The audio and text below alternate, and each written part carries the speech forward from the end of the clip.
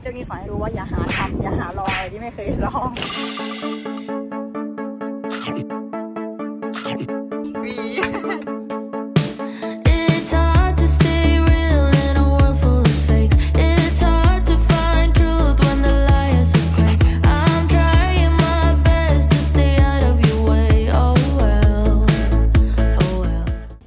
จะเดินไปกินข้าวที่ร้านอาหารไทยนะคะมันมีชื่อร้านบุญนะคะเมื่อกี้แอบเห็นตอนระหว่างทางขับรถกลับบ้านเปลี่ยนอาหารบ้างอ๋อลมแรงมากลมจะหักแล้วจะไม่จริงๆมันไม่ค่อยมีใครใช้ลมนะคะจริงๆเพราะทุกคนก็รักแดดมากแต่ว่าเดี๋ยวขอเซฟหน้าตัวเองนิดนึงเมนูร้านอาหารไทยนะคะต้องมีผัดไทยแน่นอนเป็นร้านอาหารไทยที่ไม่มีคนไทยเลยนะคะพนักงานก็เป็นคนฝรั่งเศสหมดเลยค่ะสั่งพะแนงไปแต่ไม่เผ็ดเดี๋ยวมาลองดูดีว่าจะเผ็ดหรือเปล่ามาแล้วค่ะพะแนงโอ้ยน่ากินอ่ะ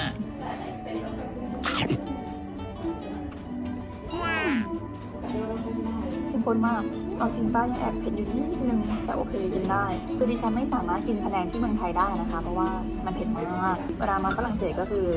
ชอบอาหารไทยมากเพราะเขาทำไม่เผ็ดรอบก่อนที่มาก็สั่งพะแนงอร่อยมากมันไม่เผ็ดเลยอ่ะฉันแฮปปี้ที่สุดแต่คนไทยน่าจะไม่ถูกใจสิ่งนี้เพราะว่ามันไม่เผ็ด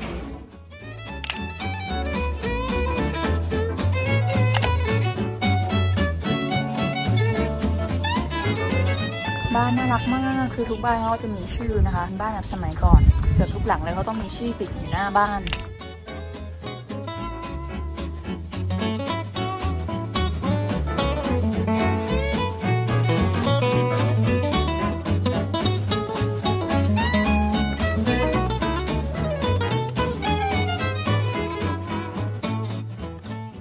ร้านนี้เข้ามาได้เสียงเลยนะคะได้แหวนมา2 วง70 ยูโร2 วงนะคะ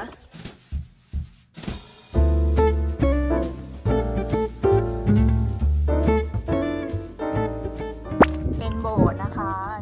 ก็จะมีสุสานอยู่ข้างๆเต็มไปหมดเลย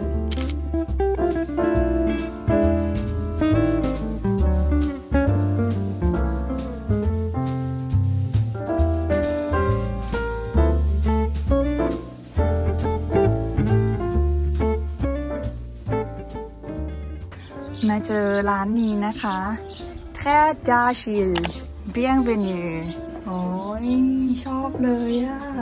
เป็นร้านจานชามนะคะ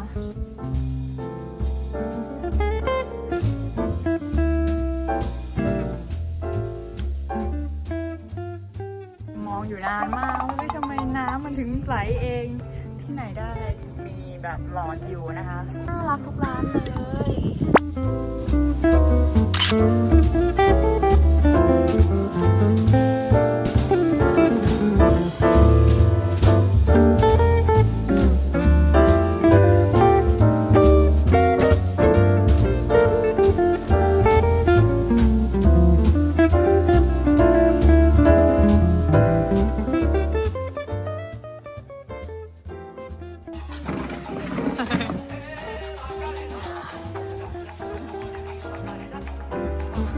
มาการีน่า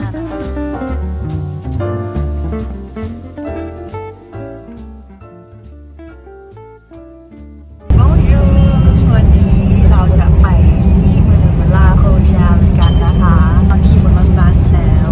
มาตรงเวลามากนะคะโชคดีที่โฮสต์มาส่งไม่งั้นก็จะขึ้นรถไม่ทันนะคะจริงค่าขึ้นรถไปกลับถูกมาประมาณ4 ยูโรประมาณเกือบ200 บาทนะนี่คือไปกับนั่งรถประมาณ1 ชั่วโมงครึ่งแล้วก็จะไปดูเมืองกันนะคะเป็นเมืองน่ารักแล้วก็มีชาโต้มีปราสาทด้วยที่เก่าแก่มากๆนะคะก็เลยจะไปดูกันวันนี้ก็มีเพื่อนร่วมทางอีกนะคะก็เป็นโปรเฟสเซอร์ก็คือครูที่สอนภาษาฝรั่งเศสที่อยู่ประเทศมาเลเซียนะคะที่เขาพักบ้านเดียวกันกับเบียร์อีก2 คนนะคะไปด้วยกันโชคดีที่มีเพื่อนเดินทางเพราะว่าไม่งั้นอาจจะงงมากคือ2 คนนี้เขาจะพูดภาษาฝรั่งเศสดีมากเพราะเขาเป็นครูใช่ไหมคะเด็กก็จะโอเคฝากชีวิตกับเขาแล้วกันวันนี้ใกล้ถึงแล้วเดี๋ยวไปรอดูที่นู่นกันนะคะ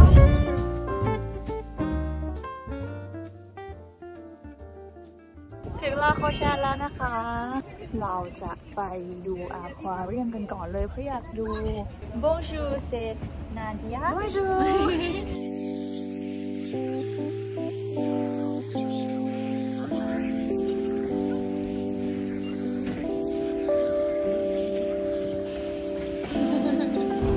ที่นะคะ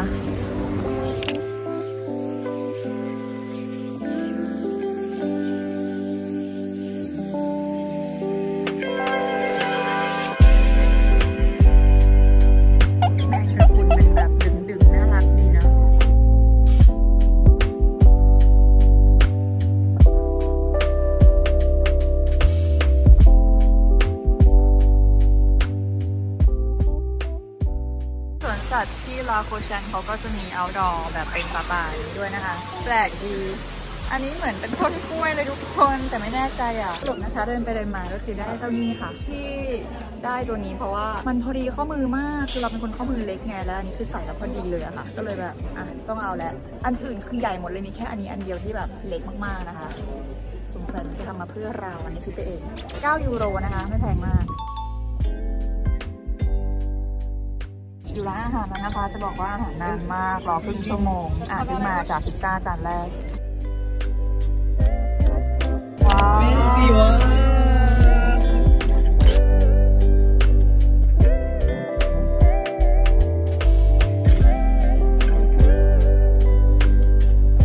เดี๋ยวจะไปเที่ยวที่ฟอร์บัวยาร์นะคะ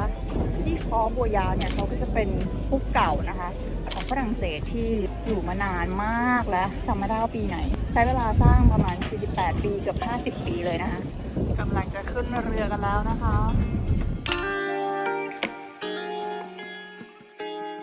1 ชั่วโมงเลยนะคะค่อนข้างไกลเหมือนกันเพราะว่าเหมือนเป็นเกาะหนึ่งเลยคือคุกเนี้ยมันก็จะเป็นคุกที่อยู่กลางทะเลซึ่งนักโทษหนีไม่ได้แน่นอนเพราะว่าเองก็ตายนะคะมีแต่ทะเลเคยดูแต่ในทีวีเพราะว่าเมื่อก่อนป๊าจะเปิดรายการฝรั่งเศสให้ดูก็คือเป็นเกมโชว์เนี้ยที่มันฮิตมากๆในฝรั่งเศสก็คือชื่อฟอร์บัวยาร์เลยนะคะเขาก็เอาคนเข้าไปแข่งข้างในคุกจริงๆเลยแล้วก็ทำเป็นเกมขึ้นมาซึ่งดังมากๆนะช่วงหนึ่งนะคะวันนี้ก็จะได้ไปดูของจริงแล้วถึงแล้วนะคะเราไม่สามารถเข้าไปข้างในได้นะคะได้แค่ดูข้างนอกเท่านั้นคุกนี้นะคะก็มีมาตั้งแต่สมัยพระเจ้าหลุยส์ที่14เลยนะคะก็คือเก่าแก่มากแล้วก็เขาสามารถปล่อยนักโทษไว้ที่นี้ได้เลยเพราะว่าไม่มีทางหนีอยู่แล้วนะคะเรียกได้ว่าเป็นคุกที่แบบชิลที่สุดเพราะว่าได้รับอิสระมากที่สุดนะคะ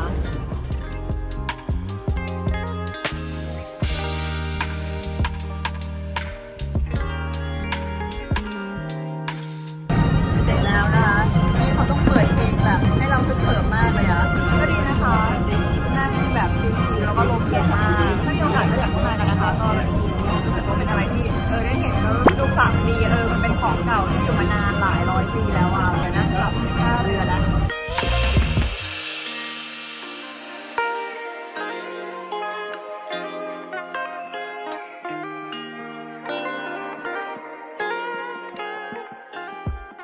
ลงมาจากเรือแล้วนะคะร้อนมากค่ะหลังจากขึ้นรถบัสกลับไปที่โคยองแล้วนะคะเป็นเมืองที่น่ารักแล้วก็คลาสสิกมากๆแค่เดินชมเมืองก็รู้สึกแบบฟิลกู๊ดมากๆเลยอะโอเควันนี้ก็ถือว่าคุ้มมากๆไม่เสียเปล่านะคะเราใช้ทุกวันอย่างคุ้มค่ามากๆเลยนี่กำลังเดินไปขึ้นรถรับราคาเพราะว่าไม่ทันรถบัสจ้าก็เลยต้องจองแบบรับราคาก็คือคนที่เขาจะไปที่เมืองนั้นอยู่แล้วแล้วก็ไปขอติดรถเข้าไปด้วยแล้วก็จ่ายเงินให้เขาเอากลับบ้านแล้วนั่งรถอีก1 ชั่วโมงครึ่งถึงบ้าน2 ทุ่มบายบายค่ะวันนี้เราได้กินสปาเกตตี้โบโลเนสค่ะ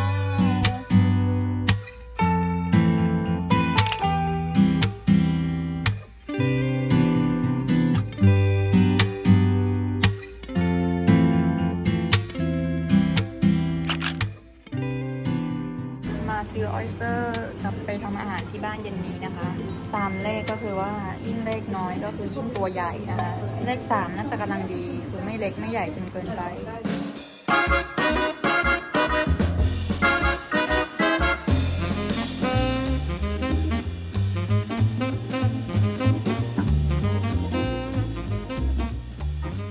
วันนี้จะไปตามล่าหาร้านชานมไข่มุกกันที่โคยอง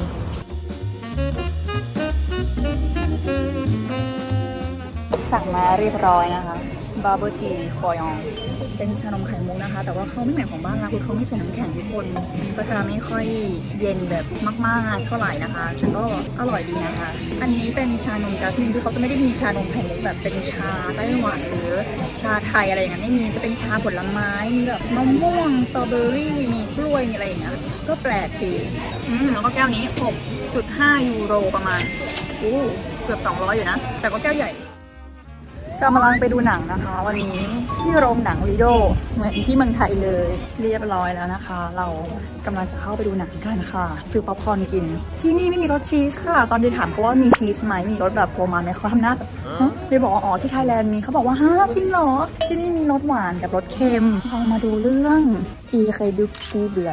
เรื่องนี้ค่ะโอเคบาย2 วันสุดท้ายแล้วนะคะที่ครัวยองวันนี้เดียก็ออกมากินมื้อเที่ยงที่ร้านคิกินะคะวันนี้สั่งทาท่าดูเบิร์ฟไปนะคะเป็นเนื้อค่ะมาถึงแล้วค่ะทาท่าของเรามันสดมากเลยโอเคเดี๋ยวจะลองกินดูค่ะไม่สามารถกินได้จริงๆนะคะทาท่าก็เลยบอกเขาว่าห่อให้หน่อยคือพยายามกินแล้วแต่ไม่สามารถกินหมดจริงๆออกมาเรียบร้อยแล้วนะคะสำหรับมื้อเที่ยงที่ห่อกลับบ้านนี้จ้ะหมดไป26 ยูโรทาท่าสเต็ก 16.5 ยูโรแล้วก็พิซซ่า 9 ยูโรจะมีสอนให้รู้ว่าอย่าหาทำอย่าหาลองอะไรที่ไม่เคยลองตอนนี้กำลังจะไปทำเล็บนะคะแต่ว่าแพงมากค่าทำเล็บคือ 2,500 เกือบ 3,000อ่ะถ้าทำหมดเลยนะทั้ง10เล็บแต่พอดีว่าเล็บเดียมันมี1 นิ้วชี้ที่เล็บเจลมันร่อนนะคะก็เลยต้องทำตอนแรกว่าจะทำเปลี่ยนสีหมดเลยปรากฏว่าอุ้ยเสียดายเงินอ่ะก็เลยถามเขาว่า1 นิ้วทำปะเท่าไหร่เขาก็ทำนะแต่10 ยูโรทุกคนก็คือ36เกือบ37 บาทอะแค่1เล็บนะคะแพงมากอะที่เมืองไทยคือเอาจริงป่ะ6 7 800อะไรอย่างเงี้ยไม่เกิน10เล็บที่นี่ 2,500 จ้าเสร็จแล้วค่ะทำเล็บนะคะ1 นิ้วทวน10 ยูโรใช้เวลาประมาณ15 นาทีสีใกล้เคียงเดิมมากเลยนะคะนิ้วชี้ถือว่าเลือกสีเก่งมากๆก็ใครที่จะมาทำเล็บที่ฝรั่งเศสก็ทำใจไว้เลยว่าแพงนะคะ 2,500 บาทขึ้นแน่นอนถ้าเป็นสีเจลเดี๋ยวเดียตั้งใจว่าจะไปที่โบสถ์ต่อนะคะโบสถ์นอตเทอร์ดัมที่ครัวยองนะคะเดี๋ยวจะไปดูซะหน่อยเพราะว่าเป็นสถานที่ที่ทุกคนมาครัวยองเนี่ยจะต้องไปเลยนะคะ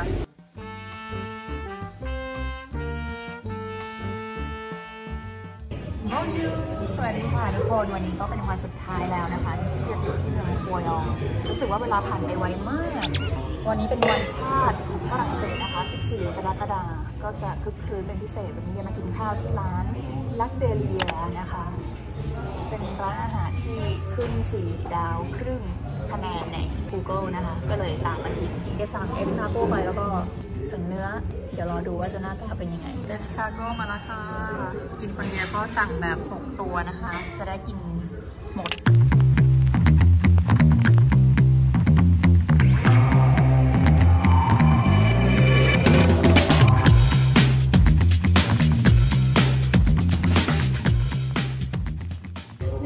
สั่งของหวานมาแล้วนะคะยิ่งใหญ่อลังการเวอร์นี่เป็นไอติมสตรอเบอรี่กับวานิลา